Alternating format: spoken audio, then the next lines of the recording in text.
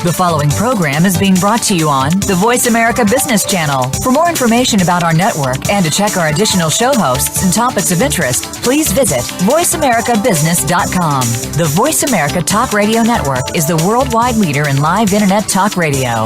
Visit voiceamerica.com. The views and ideas expressed on the following program are strictly those of the host or guests and do not necessarily reflect the views and ideas held by the Voice America Talk Radio Network, its staff, and management.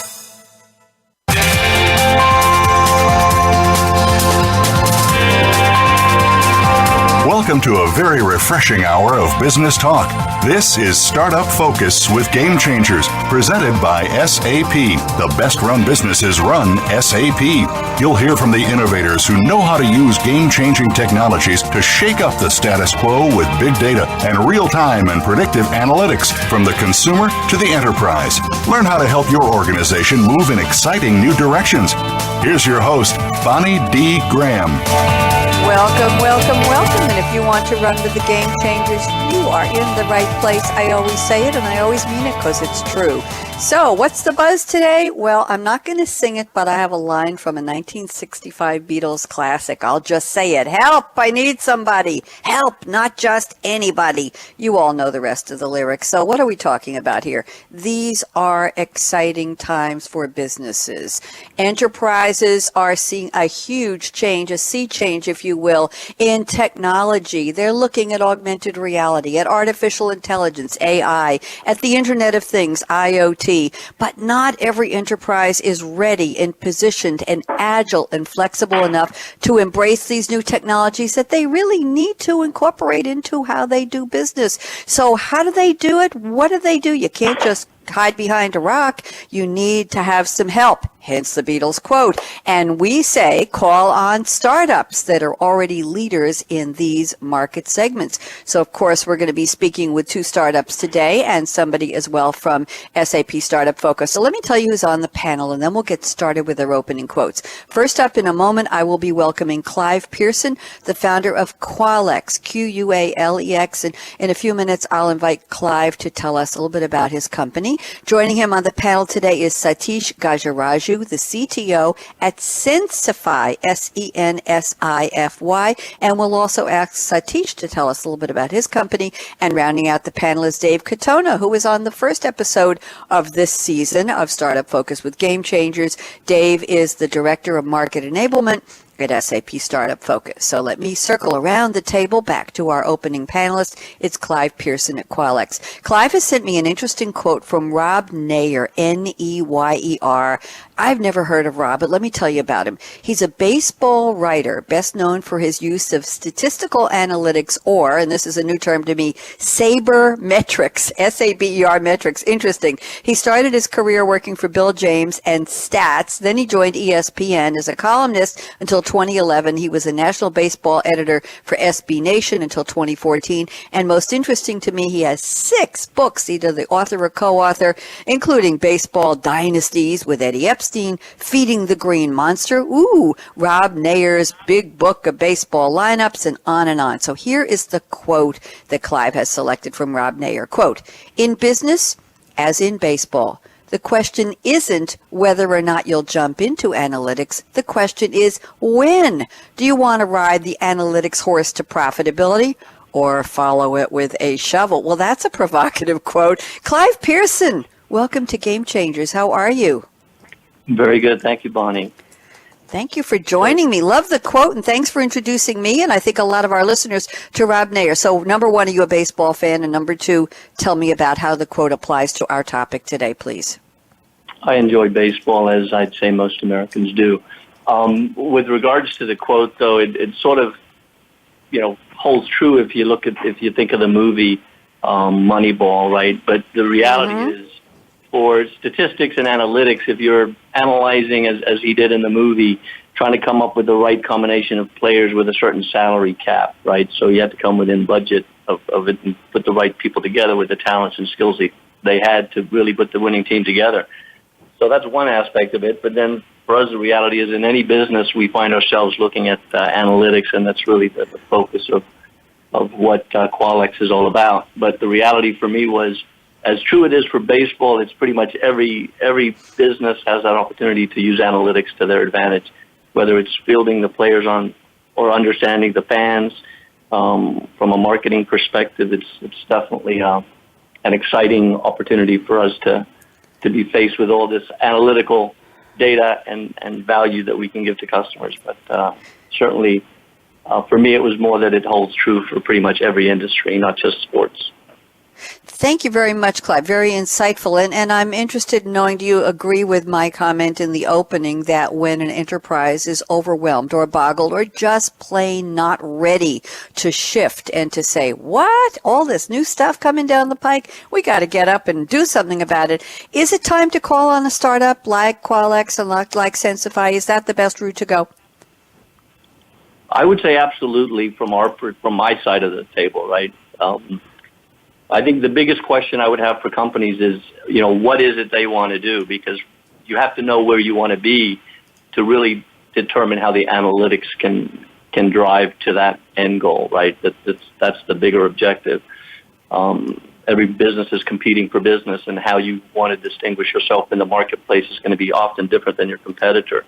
But, considering that's what we do, we certainly feel that that's the right place for companies to look to us to help facilitate that for them. Thank you very much, Clive. It's a pleasure to have you. Where are you calling from today, by the way? Just wondering. Yes, I'm in Miami, North Miami. I have a nice view of Biscayne Bay from my office. Very nice. I'm glad. I assume it's a little warmer down there than it is up here in New York. When I went to vote this morning at 7:30 a.m. Eastern Time, it was about 45 degrees. That's what we call brisk and delightful. So are the trees turning down there, by the way, Clive? Do the trees change color, or is it green all the time? Remind me. I haven't been there. No, it's pretty much green. Yeah, they do change a little, but it's pretty much green. Okay. Well, thank you so much for taking time out. Looking forward to a lot more from you on the show. And now let me welcome our second panelist, Satish Gajaraju, CTO at Sensify. And Satish has sent me a quote from the 2006 James Bond film Casino Royale. If anybody is wondering, Casino Royale is the 21st film in the Eon Productions James Bond film series and the first to star Daniel Craig as the fictional M16 agent James Bond. It's also the third screen adaptation of Ian Fleming's 1953 novel of the name Casino Royale. I'm going to read you a quote. And by the way, this movie dialed it back into the starting of Bond's career as Agent 007. Interestingly enough, this one earned almost $600 million worldwide in movie grosses, becoming the highest grossing James Bond film until Skyfall topped it in 2012, just 4 years ago. So I'm going to read you a little bit of dialogue here from Casino Royale. Bond is not in this dialogue. The character named Obano says, "Do you believe in God, Mr. Le Chiffre?" And Le Chiffre responds, "No, I believe in a reasonable rate of return." Satish, I bet you're a big James Bond fan. Welcome to the show. How are you today? I'm good, Bonnie. Thanks for asking. How are you doing? I'm very well, and thank you for asking. So talk to me. I think I saw Casino Royale. I'm pretty sure I've seen all of them. And the actor who played Le Chiffre is Mads Mikkelsen, and the actor who played Stephen Obano is Isaac de Bancolay. So tell me why you picked this interesting little snippet of dialogue, and how does it relate to our topic today, Satish?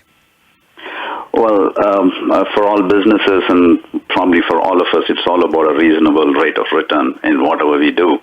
We're not going to be spending money or buying stuff unless we find that there's some kind of a return in it for us, either in terms of enjoying the product we buy or getting some kind of a reasonable rate of return. Now, coming to businesses, with the proliferation of IoT sensors or devices, as you may call, we've started to track everything and anything that's around us.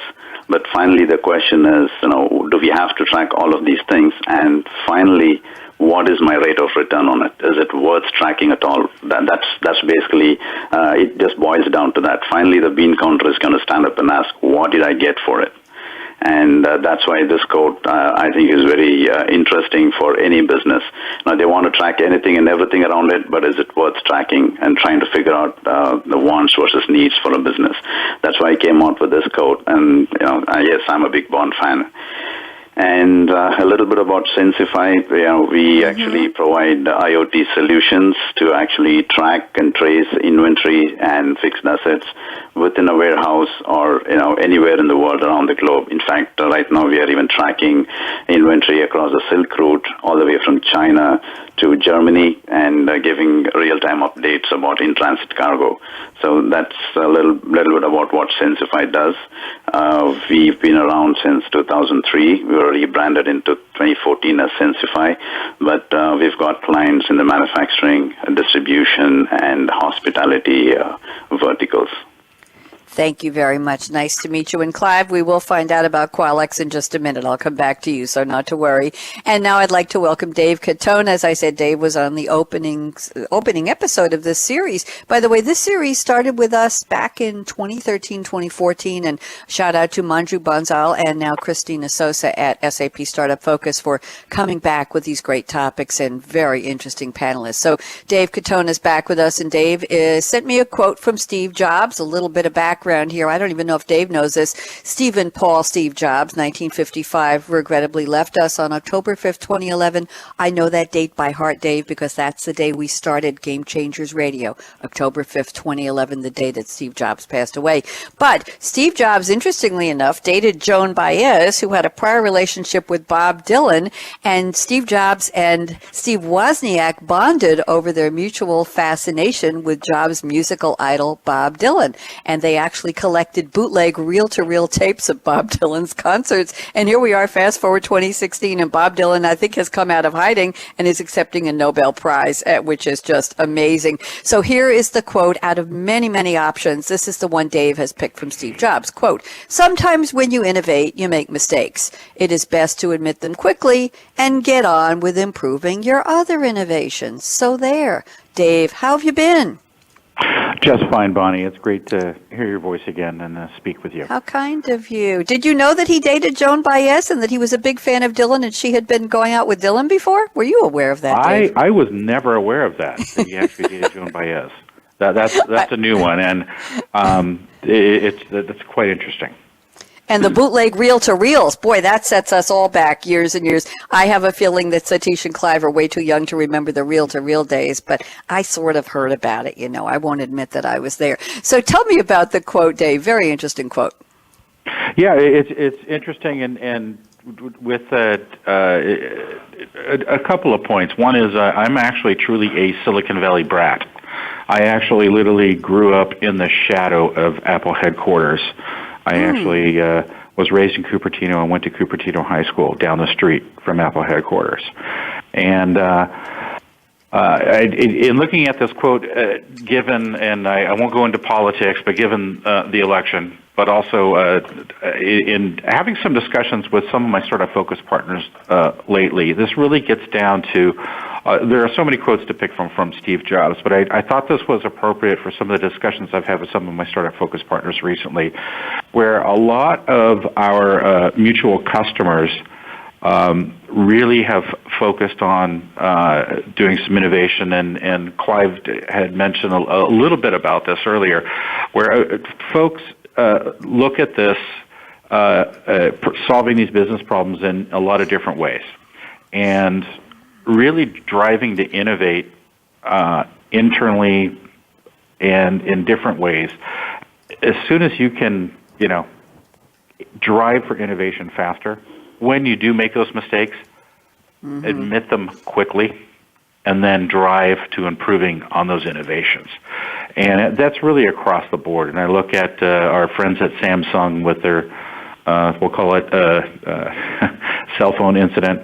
I look at other innovations, and I've worked with and worked for many startups that if you cannot identify where those issues or mistakes are and get past them and just push on, you'll never get ahead in innovation. And that's one of the things that I look at every day across the board. Dave, is this the philosophy we often talk about on some of our other shows about innovating innovation with game changers and design thinking? We talk about it as fail fast, fail often. Is that the same thing?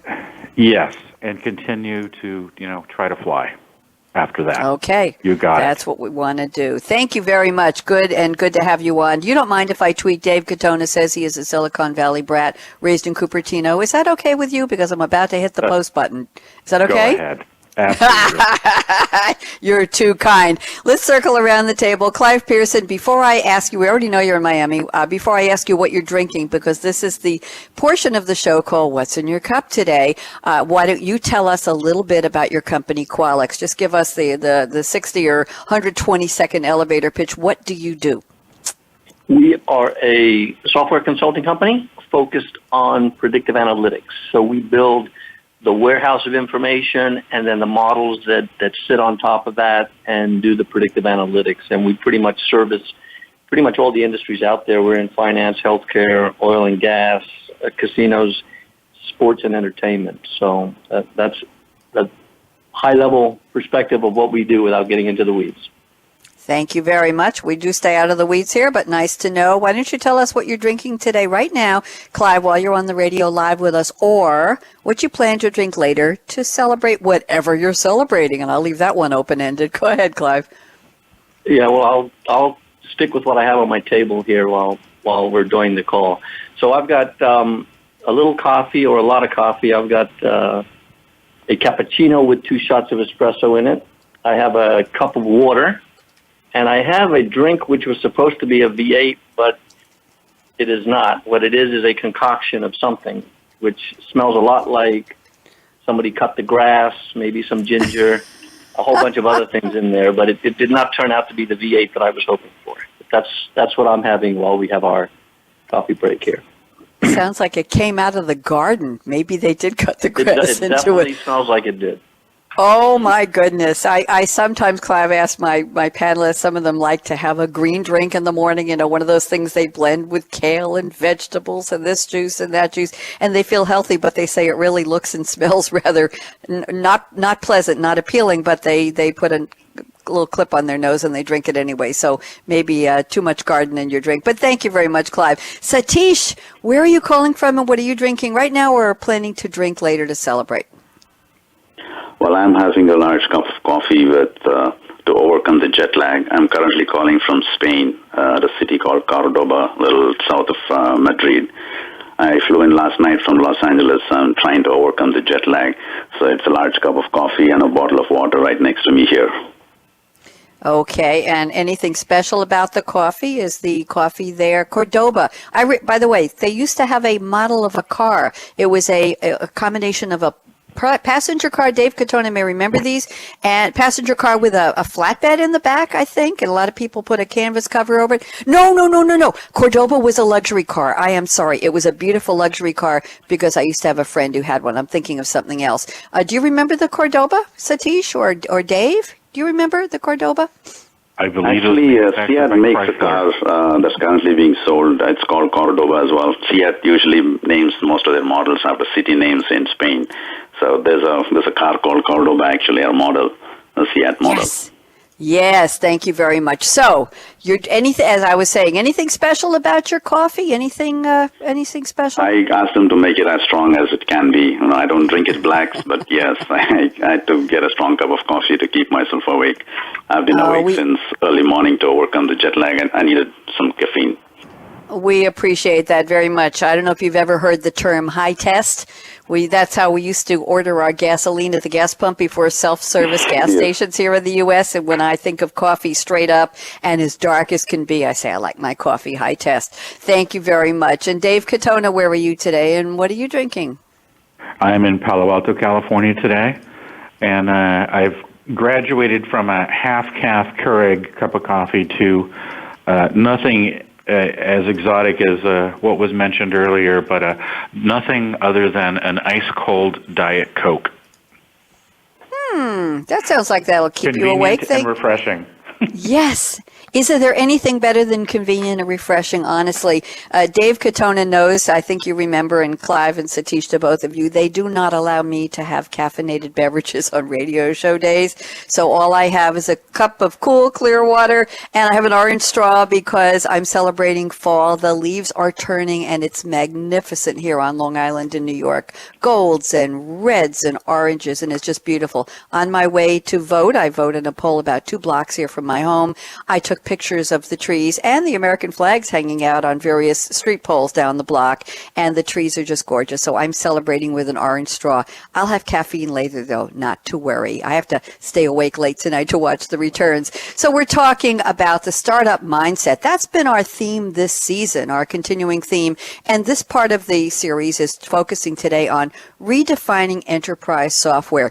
What happens when an established company that doesn't have that agility to turn on a dime and innovate and bring new things in? What happens when they look at the reality and they say, oh my goodness, so much new tech out there. We just can't figure it all out. We can't adopt it. What do? Well, smart startups are around, and they are available and more than willing to do business with you and help you figure it out. And that's why we're talking today with Clive Pearson, the founder of Qualex, and Satish Gajaraju, the CTO at Sensify, as well as Dave Katona, Director of Market Enablement at SAP Startup Focus. And again, a shout out to Christina Sosa for putting together this wonderful show. Christina, you've really been knocking it out of the park, hitting it out of the park. No Rob Nair thoughts there. And Manju Bansal at SAP. And the good news is that this Startup Focus series has a few more weeks to go, and they are renewing for 2017. So we're going to bring you 10 more episodes over the course of next year, spread out on meeting a lot of interesting startups and finding out what's going on in the world of the brave entrepreneurs who are tackling data and all kinds of technology. So I want to do a shout out to everybody who's listening. Thank you so much. And I'm going to say, Clive, Satish, and Dave, stick around. To our listeners, don't even think of touching that mouse, that app, that dial. You know the drill. We will be right back. Michael, out.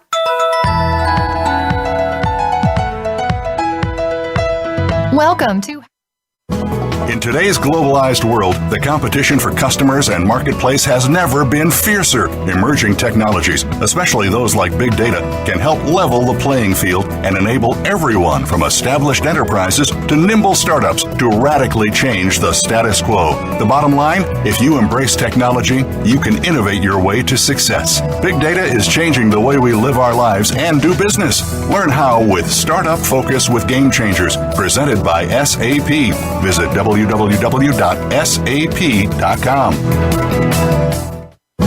With new companies like yours competing aggressively for top customers, your strategies and tools must level the playing field and position you well against your larger adversaries. Today, you are faced with global competition for both customers and talent that will drive your business. The bottom line, you need to define what's going to set you apart, and you need to embrace innovation in every facet of your company and your brand. Startup Focus with Game Changers, presented by SAP. Visit www.sap.com.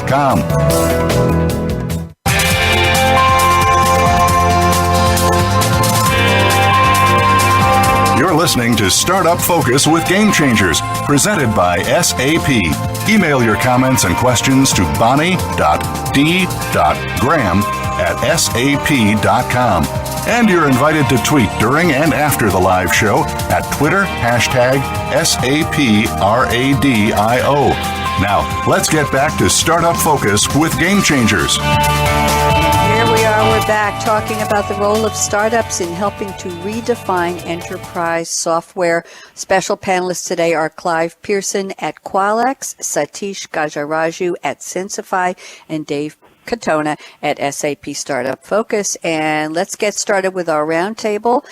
I'm looking at notes that Clive Pearson has sent me before the show. And Clive, here's where I think we're going to start. You make a very bold statement here. You say predictive analytics is not a new technology. It is decades old. It's proven. It encompasses statistics, data mining. So how does this play out on our topic today, Clive, about enterprises cannot pivot with new technology where startups come in? Go ahead, Clive. From a predictive analytics perspective, I think that this is what we've been doing since I've been consulting for over 25 years now. So the perception here that analytics is relatively new, certainly not the case.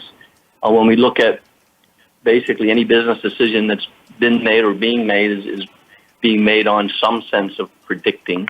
But I think what we see now is the proliferation of the data that's coming in to make those predictions more accurate and real, and businesses recognizing the need to be able to do that, to either predict the behavior of a customer, predict the failure of a part on a well to prevent it from failing. You see this intense data volume coming in from this Internet of Things as well, that basically it provides sensory data that's basically connected, so you can really have a predictive model that's running in real time now. But the sense of predicting and the sense of analytics is really something that's pretty much been there from the beginning. So I don't think there's anything revolutionary with that concept, but what's revolutionary is how it's being implemented for businesses today. That would be my main point about analytics, but I think it's becoming really much more mainstream today and accepting of industries, basically. Clive, is this something that enterprises are struggling with, or are they all on board? And where do startups come in on this adopting and adapting?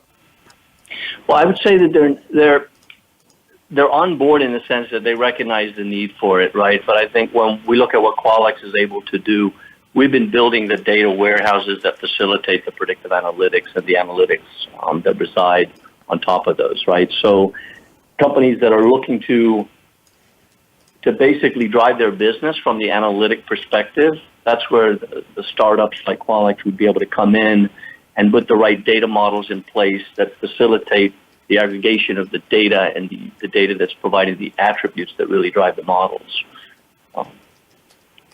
Okay, thank you very much. Good, and I like the provocativeness of where we ended that. So, Satish Gajaraju with Sensify, why don't you join us? Thoughts, agree or disagree with Clive?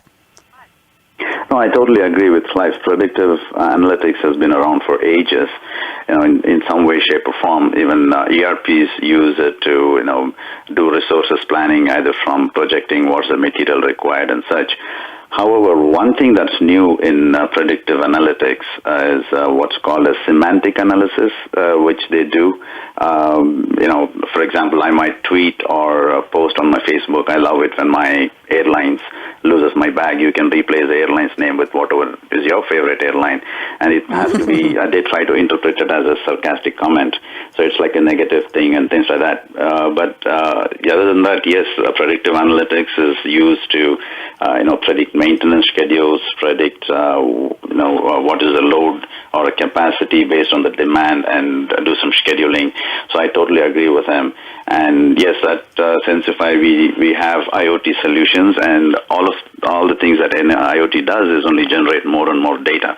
We keep putting sensors on it, and we collect data by the minute, by the second, by the microsecond, and all of it is generating more and more data. And all of that is useless unless it can be analyzed well and created and presented with a good data model and visualized better for the user. If I'm just throwing out a bunch of reports that look like large Excel spreadsheets, it's never going to help. And yes, all the enterprises have come on board trying to understand the need for it. But I think most of the startups are actually helping them bring it to smaller, what's those real estate devices like your smartphone or tablet, and present it in a very rich user interface.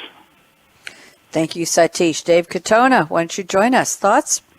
Yeah, and this really gets down to you're talking about two folks that are looking at this in two different ways, but there's really what I would call there's this balance in the enterprise market, which is tilting in what was perceived as really once only the core of enterprise business processes, which were really locked down, are really starting to be wrapped with what I call agile reactions to trends. And these things like predictive analytics and trends with big data are really starting to what I call extend the capabilities and create better agility in businesses. And yes, these capabilities have been around for quite a long time, but it's now what I call it's being able to leverage what I call the big brain factor.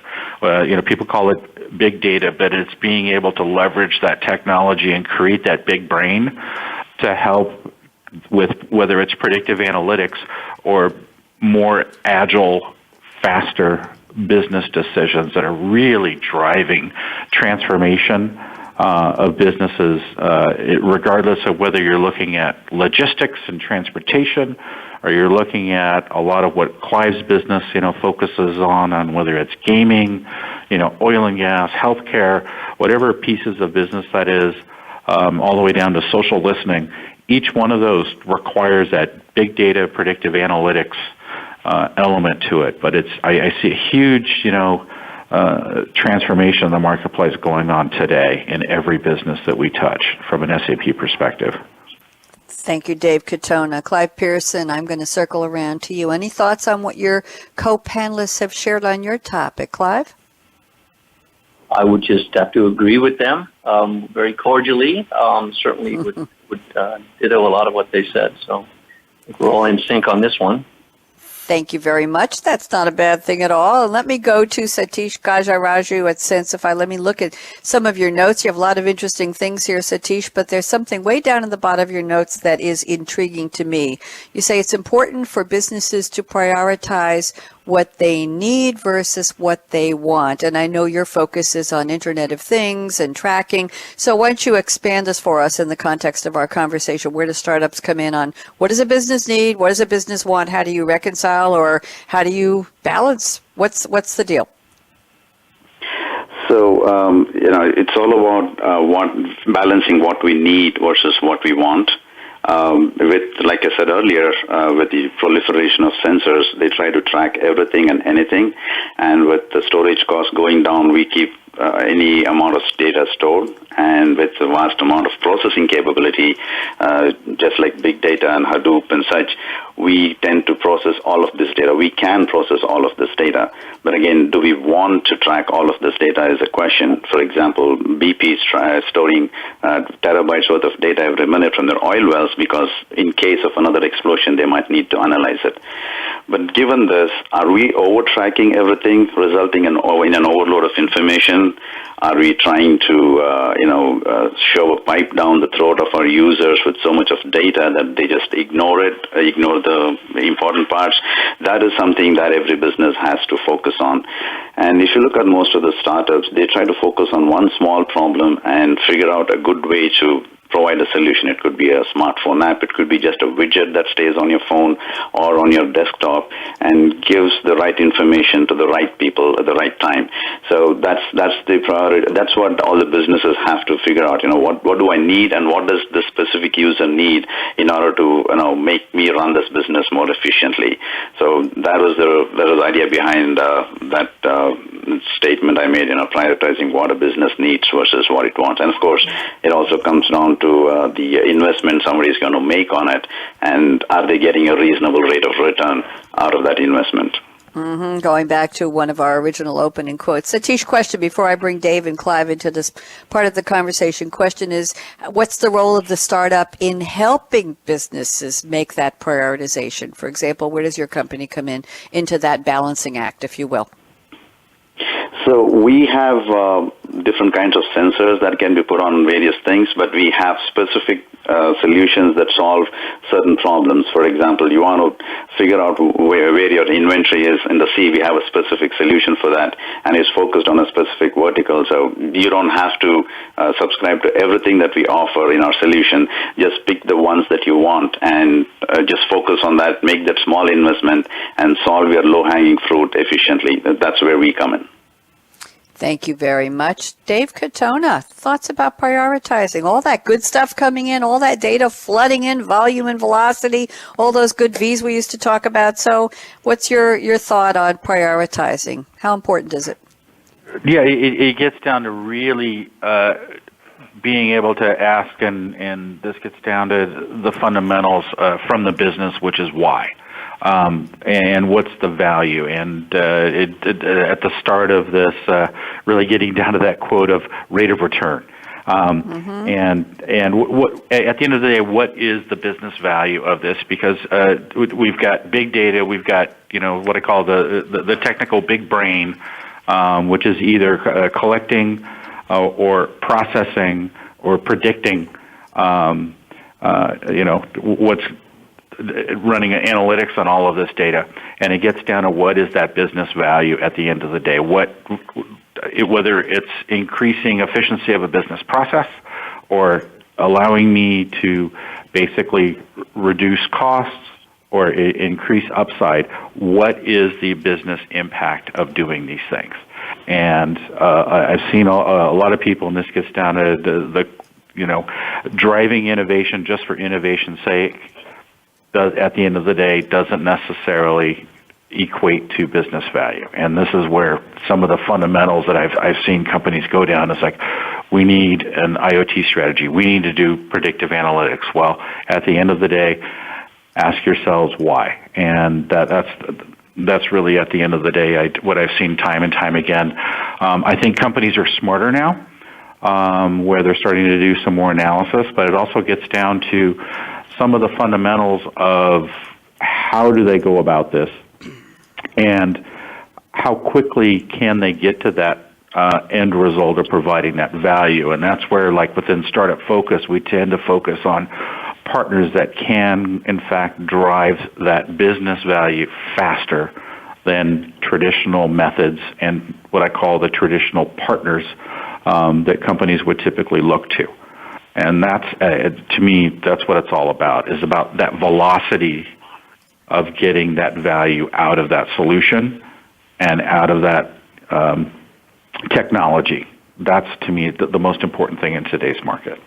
Thank you, Dave Katona. Clive Pearson, love to get your POV, your 2 cents, or whatever you got in your wallet right now on what we've been talking about. Clive, join us. Yeah, there's a lot there, and it depends, I guess, on what exactly each company is doing and what their needs are, right? So from my perspective, if I look at a specific case where all the data is out there, I'm trying to build a predictive model, I don't know which attributes are going to drive it, right? So ideally, we're getting everything that's possible. From the analytical perspective, we're defining the attributes, but we need all of the data first. And that iteration first gets you to the attributes that really drive the model from that perspective. So it's a hard thing to say what the business is looking for to define the attributes that we need to drive the right models. If you have a case with some of the sports teams that we work with, the objective is to fill the stands first, get every seat sold. Mm-hmm. Then the next is to increase the spend of each fan, and the analytics around that are different than selling a seat. It's getting the right person into the stand. It's upselling the person that's there. It's marketing and targeting the customer based on profile that they have within the database, which is only based on the data that's being collected. So the touch points have to increase. The mobile apps that they're using ends up feeding it. The merchandise that they purchase at the games feeds it. And ultimately, they're then going to target the most profitable fans for the sports team perspective. From an oil rig perspective, these sensors are collecting all sorts of data every millisecond, basically. All of those attributes need to come in to see if the models are going to predict failure. So we're looking at prior failures. So we need all the data that was collected historically to see if the data would predict that failure that happened and then model it against the new data coming in. So it's a tough balance between both, right? But ultimately, the question is, what is that need that we're trying to solve? And then what data do we need to basically drive to that conclusion? So I think that's kind of the balance between both is like, you need to really absorb all the data to figure out which data elements and which attributes of the data are really going to let you make that prediction. So I think that's probably the bigger thing for us, is really not limiting it because of size, but really limiting it because the elements really do drive that predictive analysis for us. As the bard said, there's the rub. And let's take this back. Let's bounce back to Satish at Sensify. Satish, you started this topic for us. So you want to wrap it up? Any further thoughts on what Clive and Dave added? Yeah, Dave hit it on the head by saying the velocity is important and figuring out what a business needs. And Clive's statement is also true to the point that we need to know what we need. And based on that, of course, Clive needs everything, which would help him create the analytics. But can we get everything is a question. Mm-hmm. Thank you very much. And I'm looking at the clock. We have about 11 minutes left before we move into our crystal ball predictions round. Plenty of time in Radio Land. So, Dave Katona, I'm looking at your notes, and there's a word I don't think we've mentioned yet in our conversation. It popped up in your notes as well as in one of our other guests. I'll find it. But Dave says the mobile world has already changed the business landscape. We know that. We have now the challenge to bridge the enterprise world and deepen applicability of mobility in new ways. Dave, help me make sense out of all this. What are we talking about? Yes, and I think this will be an interesting discussion because there are a couple things that have already happened that I think we're aware of. One is, everyone in business has that smartphone in their hand. We've taken, certainly from an SAP perspective, we've taken and, we've announced this year that we have a partnership with Apple to develop and have some SAP capabilities available on the iPhone. We have partners that have mobility apps available on that iPhone. Our customers want to have mobility.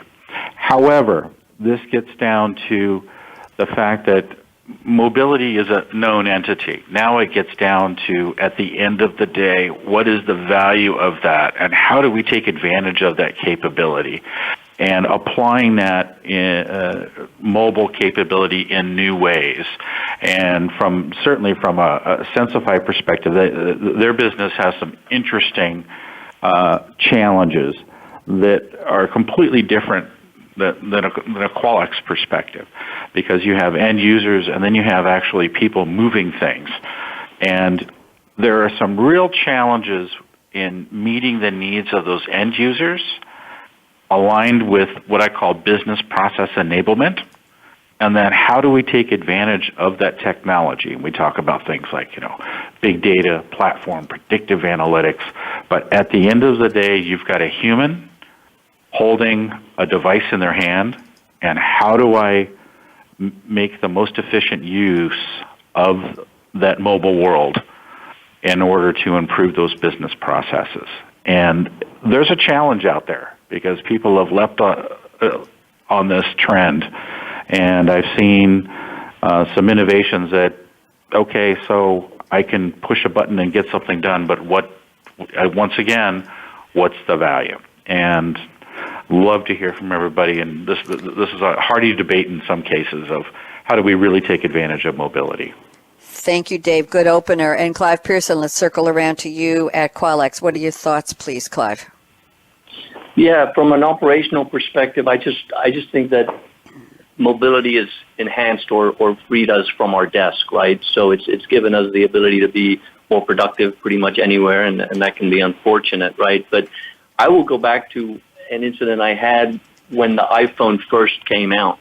And I can remember going to the Apple store in Miami and saying, I got this beautiful phone, now I need to print. How can I print? And the person at the store said, well, that's crazy. It's a phone. Why would you ever want to print from your phone?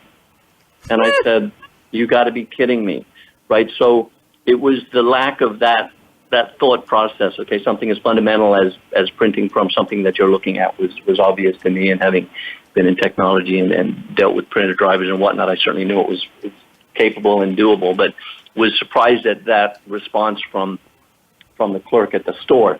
But the reality is just that, right? It's recognizing what it is that you can do to enable yourselves to be able to do it by your mobile device. And that's really a substitute for from your computer at your desk. So now you have mobility, basically.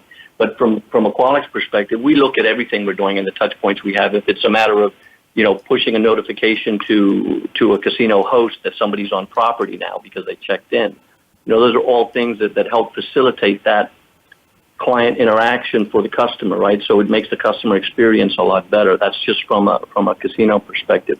But you have it in every aspect of work, even for people entering in their time and expenses and things like that, all these mobile apps that facilitate that. It makes us more productive. So that the end goal is to look at what evolution or revolution has already taken place. So what evolution is going to continue now to make things more productive for people, right? I think it's only limited by imagination and by somebody sitting down and making it happen, right?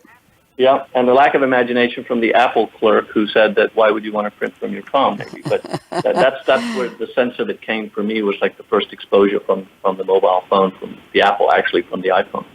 Right. I think it was not only lack of imagination, Clive, but perhaps a lack of vision, and certainly not sharing the vision of Steve Jobs. And the vision was, whatever it is, we'll make it happen. It's huge. It's going to happen with just a question of sitting down and coding it or moving things around so that anything is possible. And today we have anything is possible. Thank you, Clive. Great insights, and I appreciate the story. Satish, thoughts about this thing we're calling mobility and enterprises and processes and business models. What's your POV, please? So the iPhone that I have today is probably 1,000 times more powerful than the first personal computer I got 20 years ago. So we have a lot of processing power that is available to the end user.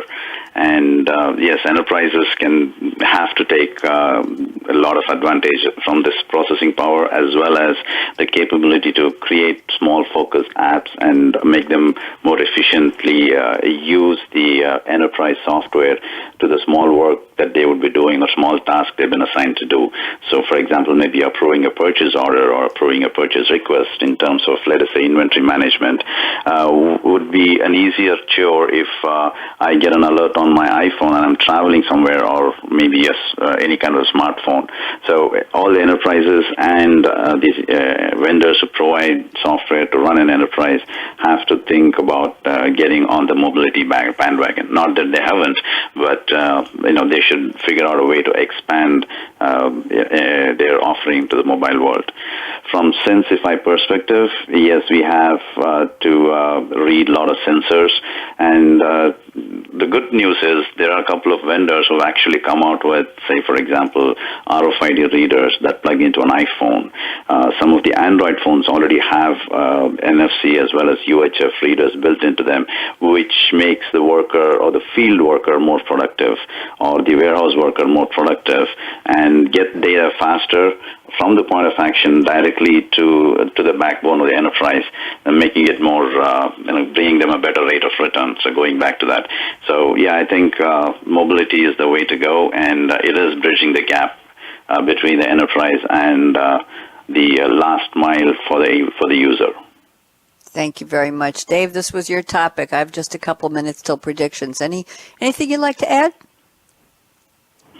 No, well, this also gets down to the definition of mobility, I think, is changing as well, where it's not just about the smartphone. And I look at Sensify, for example, and everything from smart vehicles and telematics, and the fact that mobility in the world of the smartphone is changing. The definition of mobility is changing itself, where we're now looking at the world where the actual smartphone may actually go away as we know it as well, where now it's literally going to be a mobile world in such a way that it's going to be in your vehicle. It's going to be, attached literally to your clothing. And you look at things like Fitbit, for example, that there are so many different ways to actually have a mobile device and have mobility. I know that from a Sensify perspective, you see mobility come in many different forms. When you talk about RFID and mobile logistics, that there are many different ways when you talk about mobility. It's transforming as a definition in business as we speak. And that's one of the things that's going to be starting to really take shape, I think, over the next couple of years. It has already in some specific industries, but we're going to see a rapid transformation, I think, in the way that we define mobile itself. Very interesting, very provocative, Dave. I'm thinking about the parts of the world that are thrilled to have a mobile phone, whatever it is, iPhone, smartphone, Android, and they're thinking, wow, I can actually send messages to people. I can sit anywhere with no wires, and this light bulb is going off of connectivity and connectedness and being part of something bigger. And now you're saying that it might even go away, but in many, many vehicles, I know there's already a presence of connectedness that doesn't require the phone.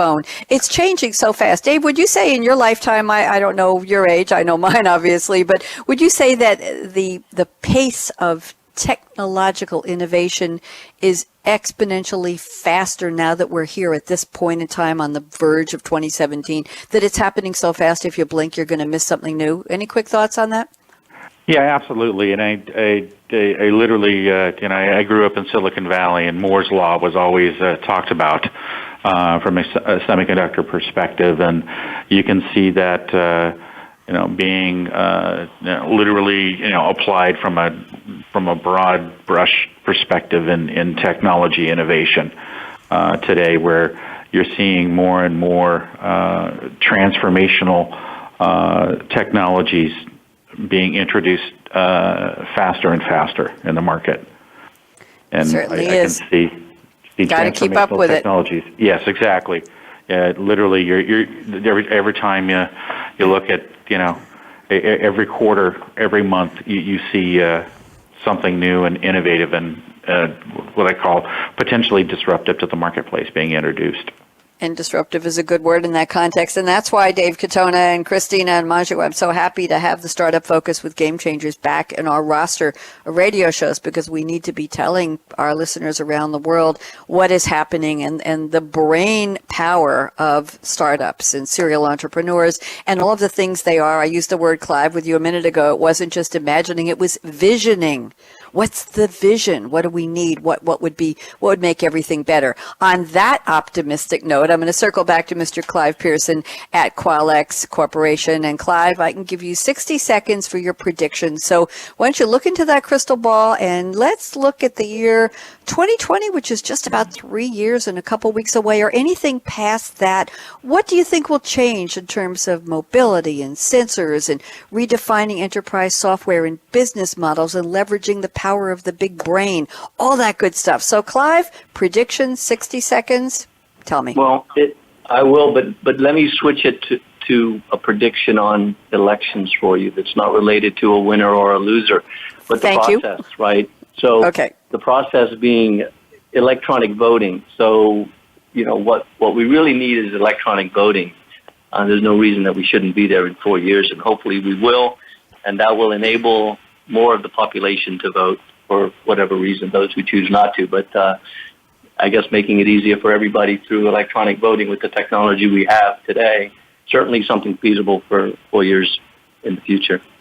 Very interesting. Unless you saw last night's episode of the drama called Scorpion, where a foreign government had hacked into the electronic future voting of the U.S. and was sucking votes by the millions out into their own server because they wanted to change a trade route. But I digress. Yes, I watched it before midnight. And I did not see that episode. Talk about envisioning imagination. Stop. So quickly, what's your, you want to give me a real prediction besides electronic voting? I mean, another real prediction, Clive? Well, I think you're going to see, and this is related to big data in the sense of volumes, I think you're going to see China's economy become the number one economy in the world, but that's going to also drive from the perspective of analytics because of their volume of population and the analytics that can come out of that. Some amazing healthcare advances, I believe, hopefully cures for cancer will become a reality within that period of time. But I think, like we talked about Moore's Law and how things are rapidly moving, I think that is one thing that just continues to impress me is the medical advances that we're getting out of it. And hopefully that's one that will actually be extremely positive for the human race, shall we say. Long overdue, my friend. Long Yeah. overdue. We need, that's an area where we need positive thinking, visioning, and we need some action that has better results. Thank you, Clive Pearson. Satish Gajaraju, I am ready for your predictions. I can give you a whole 60 seconds too, so go ahead. So with the proliferation of IoT offerings within 3 years, I believe that we will solve the first and last mile challenge and create a value for logistics players. Basically, first and last mile is a term used in supply chain and transportation to describe the movement of people and goods from or to a transportation hub to their final destination. So for example, an office worker, first mile is getting from his home to a bus station.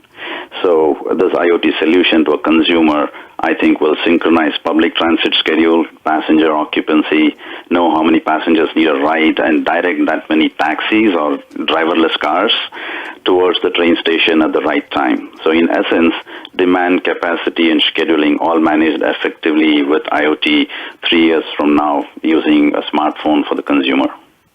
That's my prediction. Thank you. I like that a lot. Yes, I do. Okay, Dave Catone, I saved exactly 60 seconds for you. I know you're ready. Go ahead, Dave. Sure, Bonnie. And this really gets down to what I call harmonization of really each one of the components really that we've talked about today, end-to-end of big data, predictive, mobility coming together, really what both Clive and Satish had talked about, and being able to have that, what I call that seamless from human to event experience, being not only what I call predictive, but proactive in knowing what it is you need, when you need it, and where you need it at any time. And that could reach into healthcare to the Christmas gift that your mom really wants this year. And so that you don't have to think about that. Dave. The We just want to predictive needs predict what Bonnie wants, right? Yeah. Well, I'll tell you what I want, but the predictive comes for those of us who celebrate Hanukkah. We have to think of 8 gifts There for you 8 go. different nights, and that's when we need what does mom and what There do the you kids go. really need. So, Clive Pearson, I predict that you'll probably come back and talk to us next year on a future episode of Startup Focus with Game Changers. Satish Gajaraju, the same with you. Dave Catone is not going anywhere, so I know he'll be back. And a shout out again to Christina Sosa. Christina, you knocked it out of the park again. Baseball metaphor implied. And Maju Bansal, thank you for having faith in us and renewing the series for next year. But we've got several more weeks coming up of great conversation. So here we go. I want to say a shout out to everybody, including Michael, our engineer at the Business Channel, and a shout out to Jeff Spinard, President and CEO of World Talk Radio. I met Jeff at AdTech at the Javits Center in New York last week, and it was a pleasure to finally put the face to the voice in the powerhouse. So, Jeff, thank you. And here's my call to action in case anybody's wondering. Let's do it. Fasten your seatbelt. What are you waiting for? Go out and have a game changer today. Everybody, be a game changer today.